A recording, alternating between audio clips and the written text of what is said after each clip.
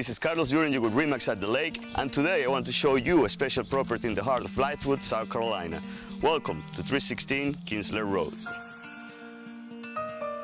This cute country home is surrounded by almost 10 acres of wooded land and flanked by a couple creeks, giving you a lot of privacy and a perfect blend of serenity and nature, ideal for that healthy lifestyle that you deserve.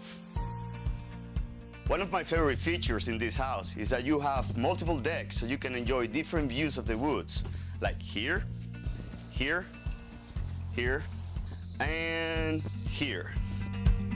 The house itself is 2,134 square feet with an open floor plan, real hardwood floors, granite countertops, custom hard pine cabinets, and a beautiful exposed brick fireplace to keep you warm during the winter time. But living surrounded by nature doesn't mean you have to be far from everything else. This home is located just minutes away from equestrian centers, golf courses, highways, and shopping and dining. If you like the outdoors, nature, and appreciate some privacy, you want to check out this house. Contact me and I'll give you a private tour. In the meantime, I'm just gonna take a hike.